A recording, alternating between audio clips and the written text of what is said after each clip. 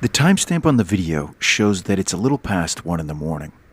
There's a light breeze fluttering through what is a deserted residential street, and aside from the whisk of the tree branches, it's silent.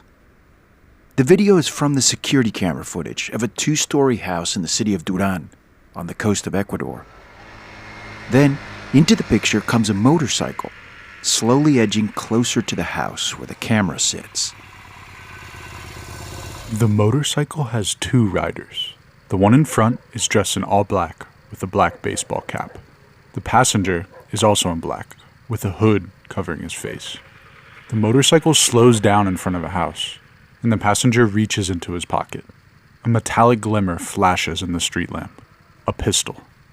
He fires at the house. 5 times. The bullets pierce the front gate, sending sparks into the air.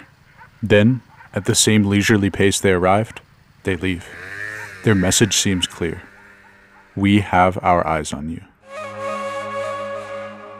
Welcome to Inside Crimes Podcast, where we take you to the furthest reaches of the Americas to help you understand how organized crime works.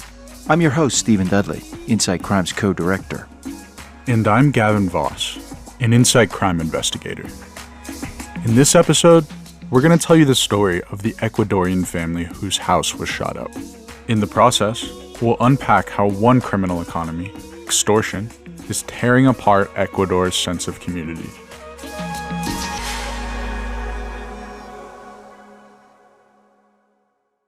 Steve and I have been coming to the city of Durán for the last several years. Our goal has been to try to understand how Ecuador, which was once one of Latin America's safest countries, has become a hotbed of organized crime and violence. Durán encapsulates Ecuador's transformation. It went from being a quiet, unremarkable city to the most violent place in Ecuador. It's a place where 2 men can ride up on a motorcycle and fire 5 bullets at a family's front door without consequence. We went to visit that family in Durán. For security reasons, we're going to call the parents Andrés and Juliana. We met them at their home, where they live with their kids. It's on a long, wide avenue packed with other low-rise houses. Pretty typical for Durán. There's a corner shop stocked with soda and snacks, a hardware store nearby, and traffic passing all day long. It was Saturday morning when we arrived. The couple led us to their dining room table. Juliana gave us a steaming bowl of encebollado. That's a fish soup that is a staple in this part of Ecuador. By the way, the soup was awesome. Andrés and Juliana complement each other well. Andrés is serious and to the point. Juliana, not as much. We joke with her about how the encebollado can help alleviate a hangover. The couple moved to the city in the early 2000s. Andrés already had a small distribution business and was looking for a place to grow. Durán was that place. Believe me, I really love Durán, he told us. And I said, man, here you can really make some money.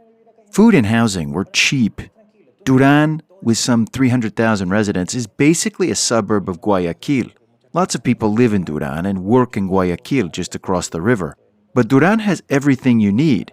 Cheerful local restaurants, soccer fields where kids play outside, a riverside park where families can stroll on the weekends. Andrés told himself that this is where he wanted to raise his family.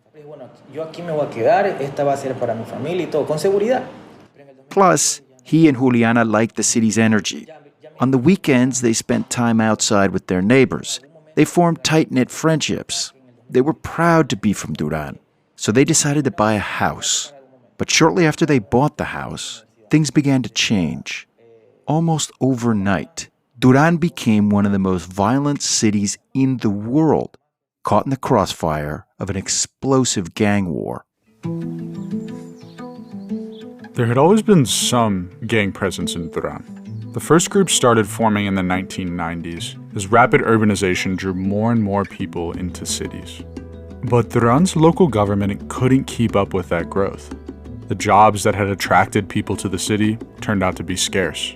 Schools became overcrowded and underfunded. And where the state was absent, Gangs stepped in. They offered a sense of community and a way to make money. For young people with few prospects, that was hard to turn down. Before long, Durán found itself at the center of tectonic shifts in the global crime world. Cocaine production was surging in Colombia, and Ecuador became the bridge connecting that cocaine to consumer markets in Europe and North America.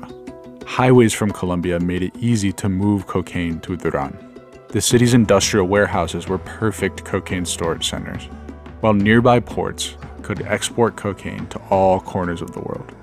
Traffickers began to take notice. They put Durán in their sights. International drug traffickers looked to local groups to help them navigate the city and secure their turf. Two in particular emerged as Durán's most powerful gangs. One is called the Latin Kings. The Latin Kings exert strong social influence. They extol the virtues of family, faith, and community, but they also sell drugs. Plus, they have their own rap music. ¿Dónde está mi gente que representa mi nación? Latin Kings, Ecuador. Los que alzan siempre su corona con amor. Son los reyes de Ecuador. Of course, the second gang pops up in rap songs too. Yeah. El respeto y el poder aquí se gana, callando a los bocones y aplastando a todas las ranas. Tenemos el mando afuera y también en la cana. Somos la misma gente, una familia bacana. Chone Killers. Chone Killers. That's their name. The Chone Killers are known as less family-oriented and more violent. Youth were drawn to this mix of belonging, culture, and power, especially during the pandemic. Schools and businesses were shut, and teens turned to the internet to fill the void. The two gangs, Chone Killers and Latin Kings, grew, and a war broke out between them. Leveraging their new narco connections, these groups upgraded their arsenals, stockpiling explosives and high-powered rifles. It was like throwing gasoline on a lit fire. Durán vive un incremento de asesinatos. Este domingo fue un día más de violencia. 6 balaceras se reportaron. ¿Tierra de nadie? Durán is no man's land, the media declared. They were right. Bodies piled up. The city went from 11 homicides in 2017 to 461 homicides in 2023. Dos estructuras delictivas, la que empezó como nación los Latin Kings y la célula más sangrienta creada por los Chone Killers, son las dos organizaciones que han sembrado terror en el Durán, convirtiendo este territorio en el más violento del mundo. These two gangs now work for the big narcos, but they realized they could make extra money by using their power against the people of Durán themselves. This led them to the doorsteps of residents like Andrés and Juliana. It was around this time when Juliana was approached by someone on a motorcycle as she made some deliveries. Por ahí sí hubo uno que, como decía mi esposo en su momento, sí, en la moto, ran, se me acercó, mire, tiene que, usted están pagando vacuna, tienen que... Look, you have to pay the vaccine, he told her. Vaccine is the local euphemism for extortion. Yo soy aquí, soy nueva, o sea, yo aquí soy trabajadora, le voy a decir, no sé, yo le voy a decir al jefe, le digo nada más. Juliana feigned ignorance. I'm just a worker, she replied. She was trying to stay cool, but her hands were shaking. After that, everything changed. The couple began noticing strange people and vehicles lingering around their house. They suspected the extortionists were posing as juice vendors on the street, keeping a close eye on them from just a few steps away. Andrés feared they would kidnap him, Juliana, or the kids, as he'd heard had happened to others. Soon, Andrés and Juliana started storing their delivery trucks outside the city. They installed security cameras at their house, and they changed up their work hours in certain neighborhoods to avoid possible run-ins with gang members. Cuando se entra a ciertos sectores calientes que se le domina, la gente tiene que estar temprano, porque es la única manera como ellos duermen. In hot zones, as we call them, you have to go early in the morning, Juliana said. It's the only way to avoid the gang members, to go when they're sleeping. All around, Durán was becoming quiet. No one lingered on the streets. Strangers, once the subject of curiosity, were now met with suspicion and caution. And Juliana and Andrés, who were outgoing and social by nature, stopped having people to their house for meals. Neighbors stopped being neighbors. In December 2023, Andrés and Juliana received a threatening message on WhatsApp.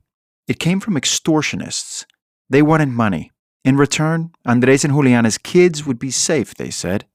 They blocked the message and ignored it. They hoped it was an empty threat. Replying would play into the extortionists' hands, they thought. But just a week later, the gunman on the motorcycle calmly rode up to their front door and shot their front gate 5 times. Andrés and Juliana heard the shots that night, but they didn't think much of it. Pero recuerde que estamos en Durán, que escuchamos bala, lo vemos como normal. Hearing gunshots had become common in Durán. The next day, however, they discovered the holes in their gate.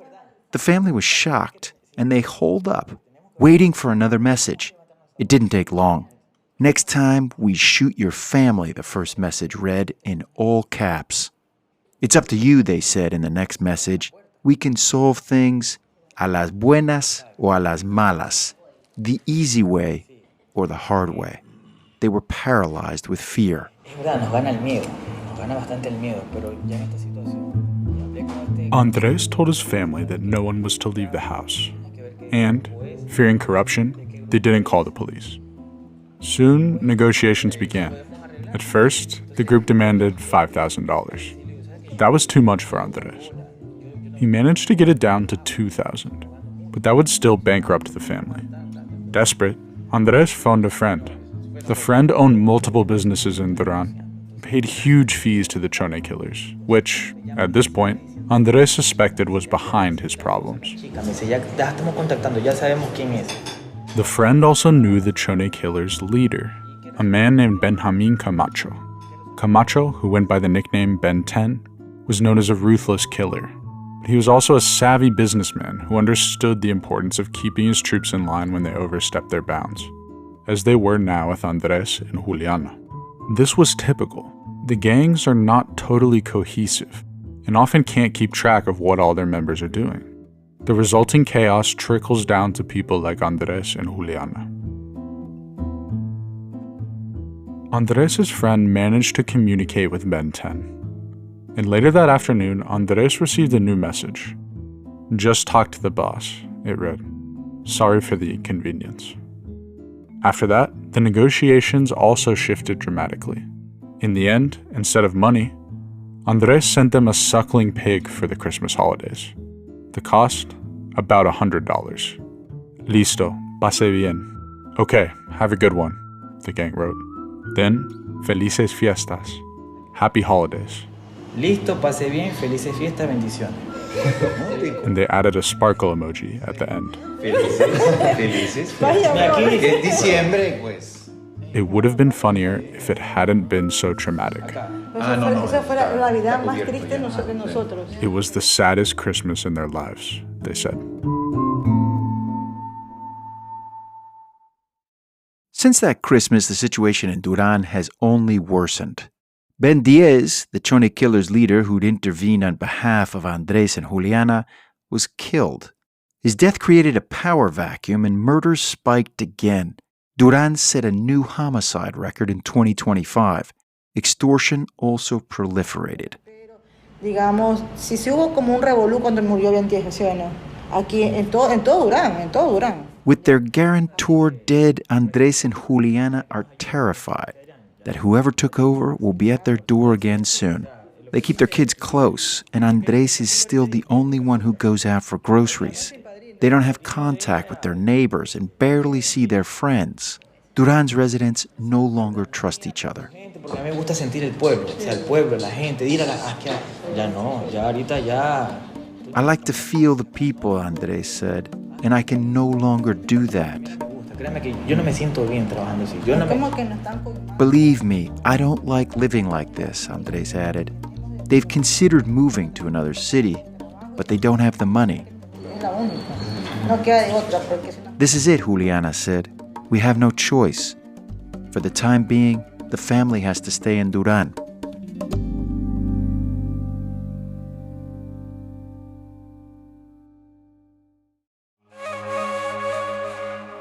This show was a production of Insight Crime. If you think these stories are important, consider making a donation. Every little bit helps and will go directly to reporting these types of stories. Stay tuned.